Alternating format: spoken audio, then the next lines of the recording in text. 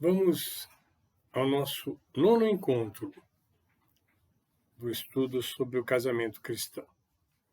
Acho que nunca foi tão importante nós pensarmos nisso, tirarmos das Escrituras, das intenções, dos propósitos de Deus, as grandes verdades sobre o casamento cristão.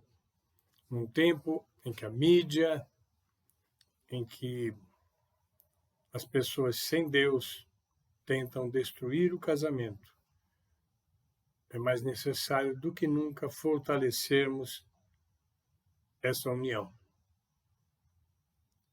Aquilo que foi criado por Deus para reproduzir sua glória, sua imagem, sua semelhança.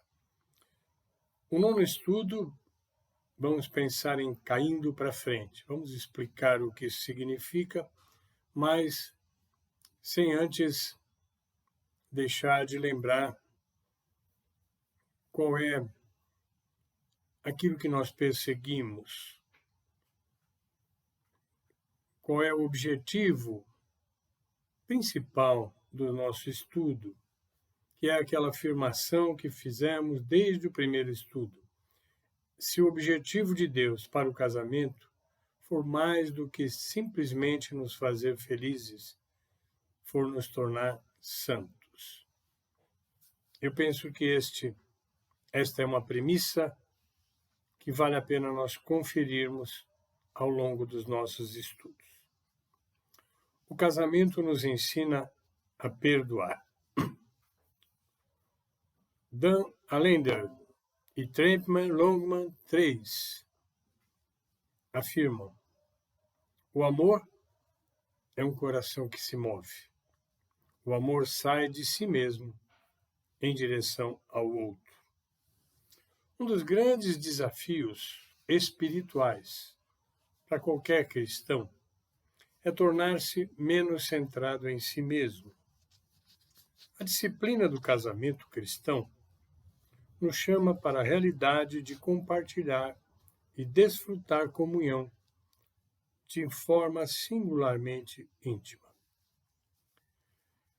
Manter interesse e empatia por outra pessoa não é, de modo algum, uma disciplina fácil de exercitar, mas é vital. Ela é uma habilidade que deve ser aprendida. Às vezes, levamos anos para entendermos que temos a obrigação cristã de nos movermos na direção de nossa esposa. Eu pensava que, desde que não atacasse minha esposa ou dissesse coisas cruéis para ela, estaria sendo um bom marido. No entanto, o oposto do amor bíblico não é o ódio, mas a apatia. Deixar de ir em direção ao seu cônjuge é parar de amá-lo, é restringir o próprio propósito do amor. Muitos homens não percebem o dano que causam simplesmente ficando em silêncio. O silêncio é para as nossas esposas realmente algo que elas detestam.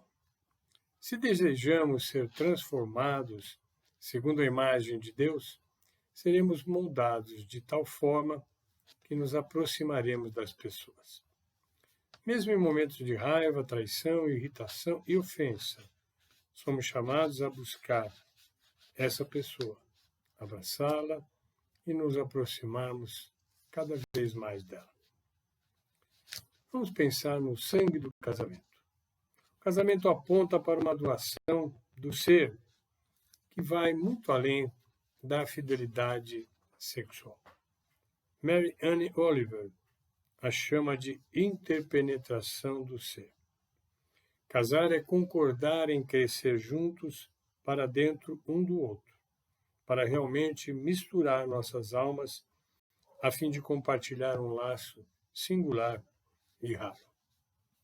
A comunicação é, portanto, o sangue do casamento, que carrega o oxigênio vital para dentro do coração no nosso romance. O casamento é definido por uma virtude positiva. Ele pressupõe a doação do eu.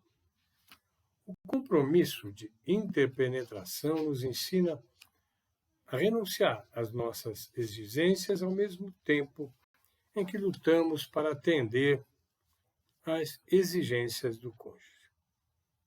Idealmente, se ambos fizerem isso, o resultado final será um acordo maravilhoso, além de feliz. Geralmente, porém, um dos cônjuges começa a dar muito mais do que o outro. Esse é o ponto em que a desintegração matrimonial frequentemente começa. Mas, uma proposta. E se o cônjuge que dá mais descobrir uma motivação além dos seus próprios desejos?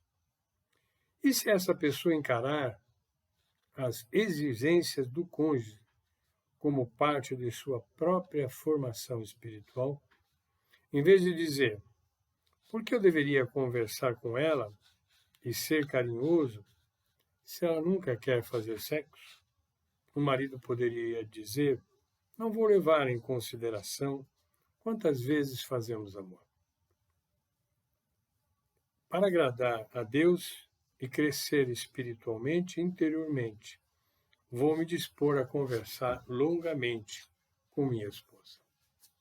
Falar e tocar são, portanto, as formas mais importantes de nos entregarmos um ao outro. Vamos pensar na disciplina do companheirismo. A disciplina espiritual, envolvida na aprendizagem de cair para frente, pode ser descrita como a disciplina do companheirismo. Essa disciplina é criada através de 3 práticas espirituais. Primeiro, não fugir do conflito. A disciplina espiritual da comunhão não é fácil. Pessoas pecadoras ferem umas às outras. Pessoas imperfeitas veem a realidade de forma diferente. E pessoas egocêntricas têm dificuldade de compreender a perspectiva dos outros. O casamento, então, oferece um pequeno laboratório experimental, pelo qual aprendemos a nos engajar na comunhão espiritual. A menos que você realmente goste de ter ao seu lado um bajulador, a ausência de conflito demonstra que ou o relacionamento não é suficientemente importante para se lutar por ele, ou que ambos os indivíduos estão inseguros demais para arriscar um desentendimento. O conflito oferece uma estrada para o crescimento espiritual. O sexo para fazer as pazes parece uma coisa óbvia, mas há uma verdade oculta ali, em algum lugar dessa ocorrência que se repete. Quando o conflito surge e é superado, o casal teve que se mover em direção um do outro. Eles caíram para frente, buscaram uma solução e, nesse processo, provocaram uma enorme sede um do outro.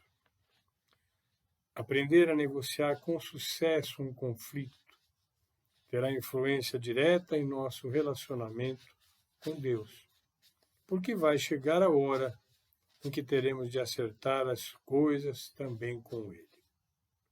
Uma das brigas mais famosas da Bíblia envolveu Deus e Jacó.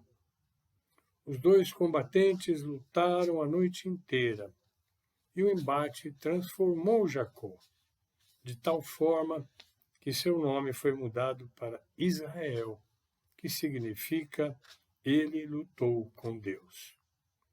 Perto do fim do confronto, Jacó insistiu que Deus o abençoasse. Isso está lá em Gênesis 32, 26. Deus concedeu a petição de Jacó e então construiu através dele toda uma nação, a partir dos descendentes desse homem calculista e enganador. Algumas vezes, nós também nos vemos lutando com Deus. Vem a nós, de acordo com circunstâncias, perguntas como esta que eu mesmo já tive: como o Senhor pode tirar meu filho de mim? Como o Senhor permitiu que meu marido perdesse o emprego no momento em que nós mais precisávamos? Como o Senhor pode ficar lá em cima, mudo e distante? Não é um sinal de maturidade cristã fingir que não estamos aborrecidos com o silêncio de nosso Pai Celestial. Às vezes ansiamos por uma resposta que estamos procurando, por vezes a tempo.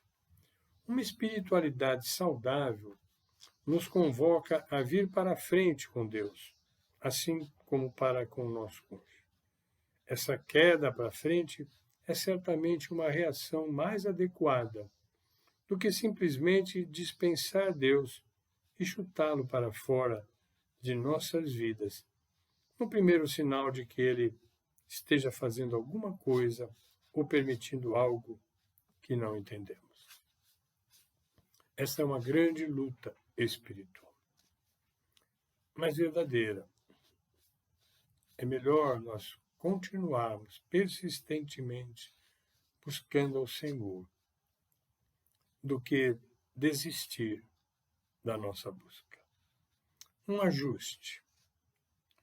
O ajuste é colocado como o cimento, o amálgama, aquilo que une da comunhão. Muitas congregações tiveram de encarar o desafio do desejo de jovens de ter um louvor contemporâneo, mais à moda atual, sem perder o culto tradicional dos membros mais velhos. Eu penso que nós temos na nossa igreja esse conflito embutido, que eu penso tem uma harmonia. Eu creio que tem sido assim conduzido.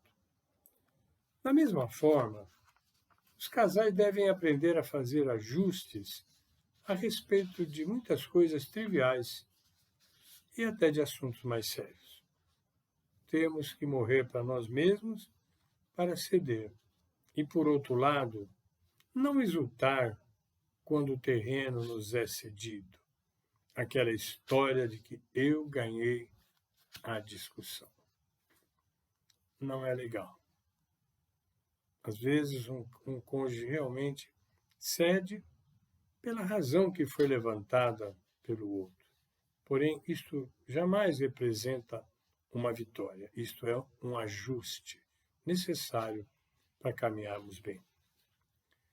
Um tópico agora importante: aceitação e lealdade. A disciplina da comunhão exige que nós aprendamos a arte da lealdade. Só porque a igreja do fim da rua contratou um pastor mais novo, mais empolgante, não podemos jogar fora anos de compromisso e relacionamentos com nossa igreja, para ir e ouvir aquela nova estrela. Só porque uma mulher mais jovem ou um homem mais sensível entra em cena, não significa que vamos renegar um compromisso de uma vida. É preciso cair para frente.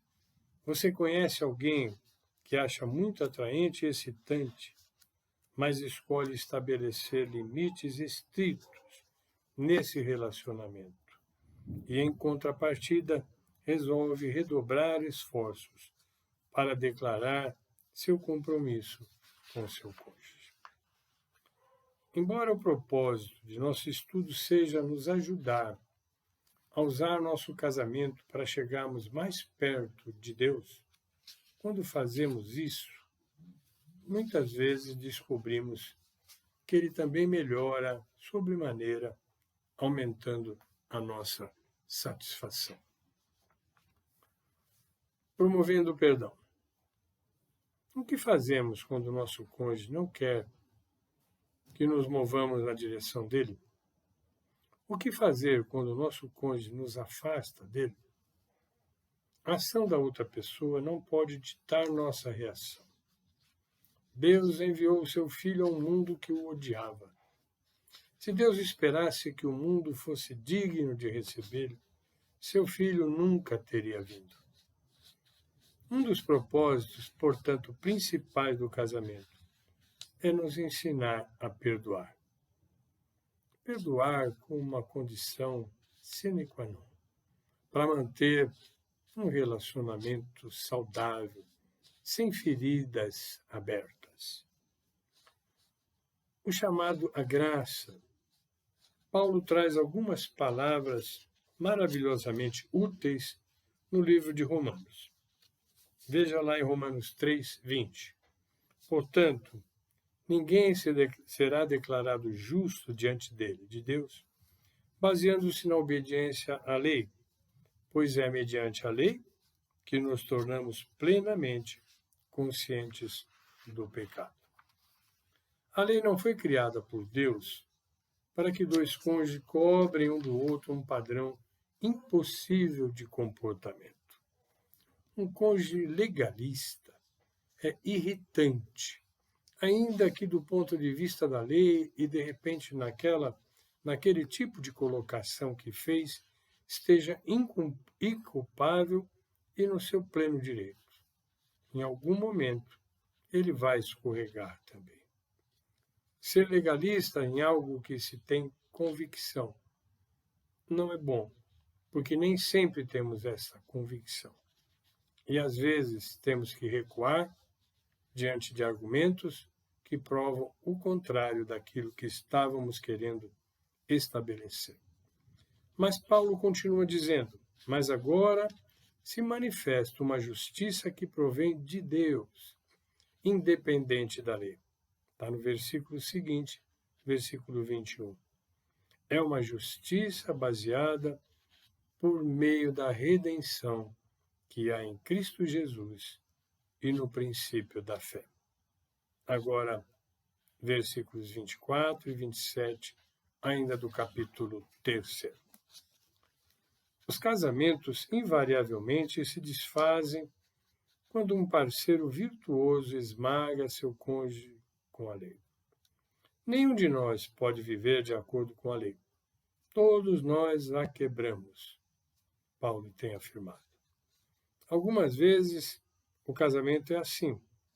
Nosso cônjuge confessou seus pecados e fraqueza e nós mantemos cada confissão em um arquivo, pronto para ser sacado e usado em nossa defesa ou para o ataque.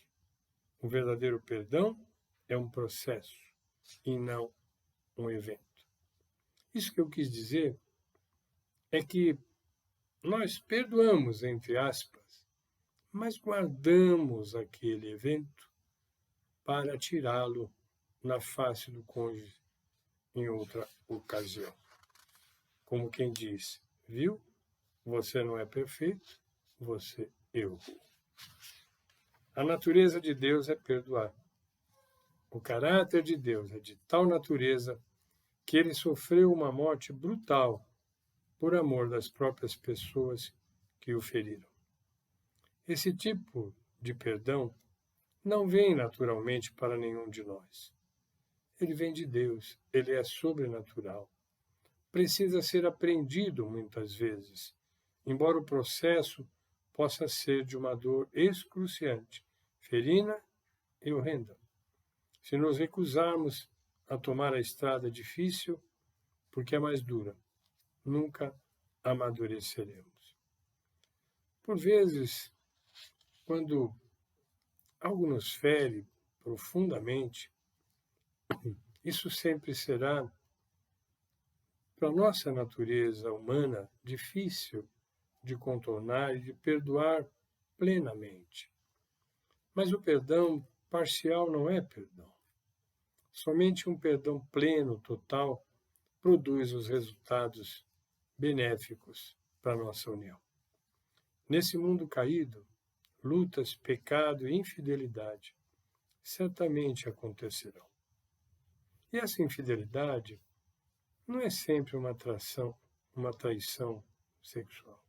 Uma infidelidade, às vezes, de algum valor, um pronunciamento ou uma atitude que contraria um valor que nós conhecemos do nosso cônjuge. A única pergunta é se nossa resposta a essas lutas, pecados e infidelidades nos levarão para perto de Deus ou nos alienarão de nós mesmos, do nosso Criador e um do outro. Vamos cair para frente ou para trás. As lutas existem para nos aproximar de Deus, para nos dar musculatura espiritual, para resistirmos às ciladas constantes, costumeiras e às vezes inesperadas de Satanás, que deseja unicamente destruir a obra de Deus e a obra mais importante que iniciou o relacionamento de Deus com o ser humano foi um casamento que ele determinou ao criar nossos pais, Adão e Eva. Que Deus nos abençoe para compreender o quanto precisamos nos atirar um em direção ao outro. Não um choque, não um conflito, mas um entendimento que vai gerar maior amor, maior doação do nosso eu.